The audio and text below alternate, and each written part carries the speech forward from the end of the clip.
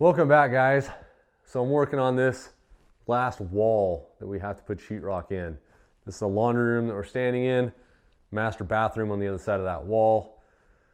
I've got to get the hot water heater situated over here.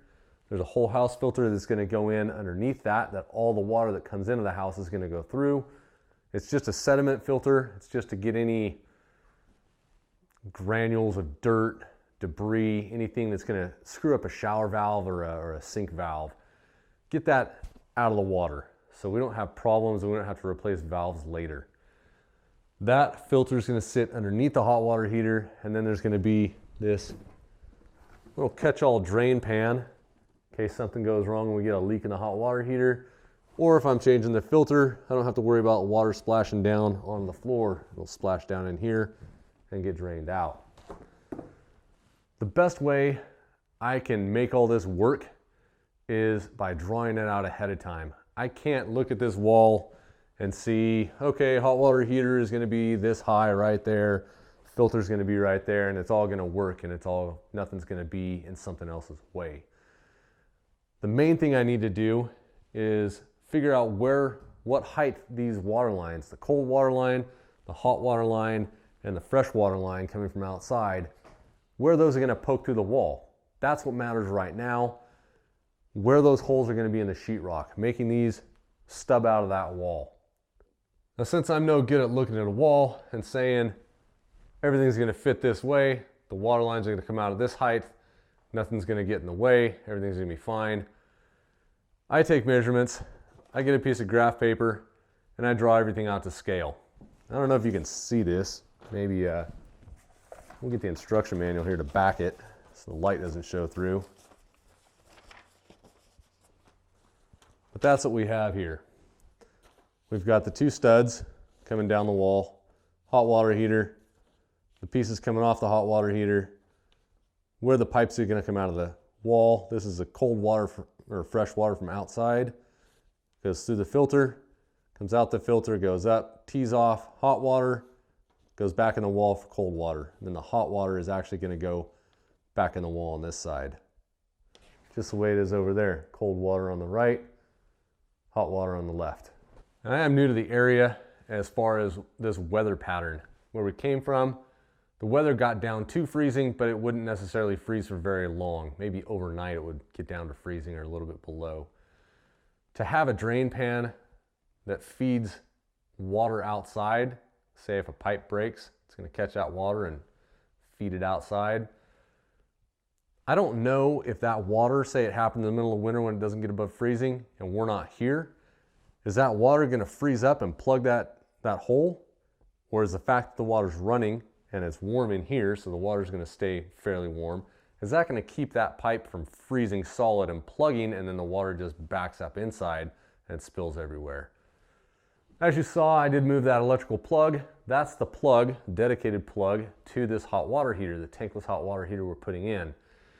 It was a little bit cramped over here to put that drain pan in and then to be able to plug something in right next to it.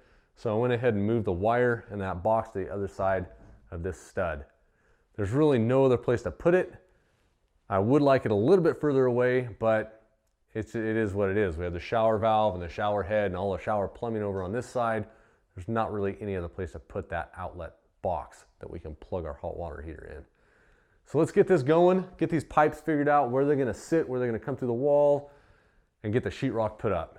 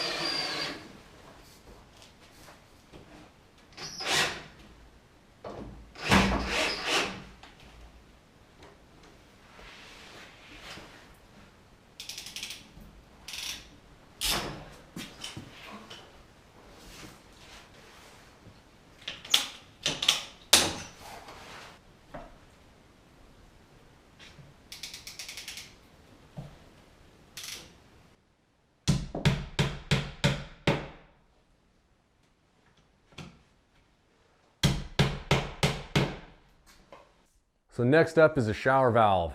Now this is just a shower, a walk-in shower. It's not a shower tub combo. So I'm thinking the shower valve maybe belly height for me. Something you can just reach out and turn at leisure. Nothing that you're gonna have to bend over to turn. We don't wanna be too energetic here. Get lazy in the shower. So we'll get a couple pieces of 2x6, one for the shower valve and one for the shower head. Get that plumbed in. We can put the sheetrock up here and be done with it.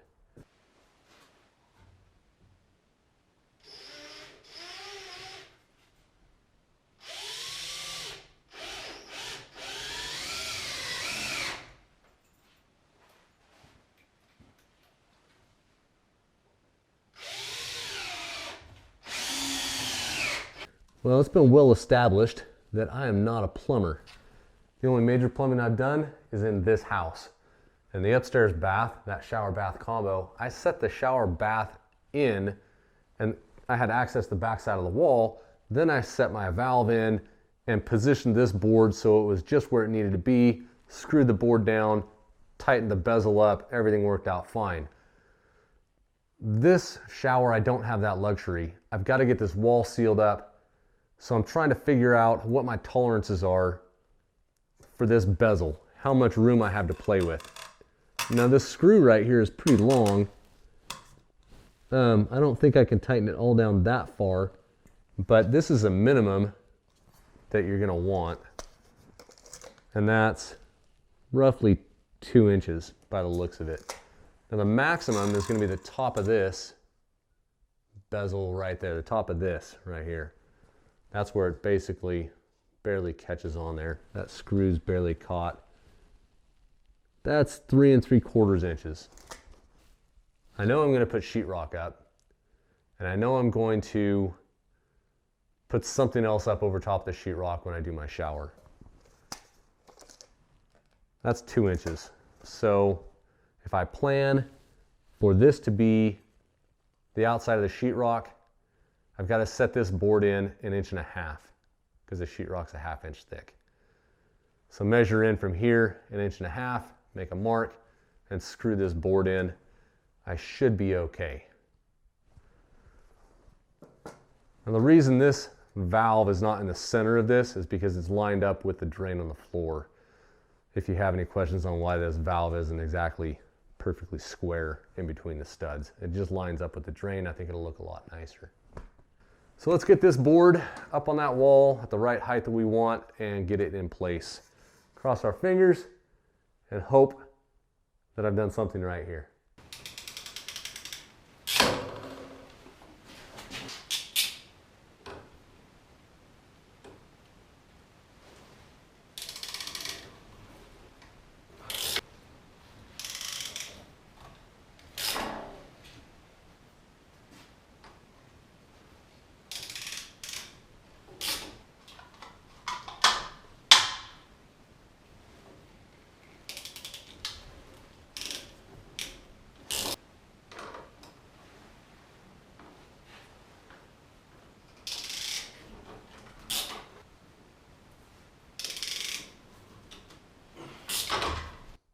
Oh man, it would be nice to get this screwed into place and get the PEX hooked to it.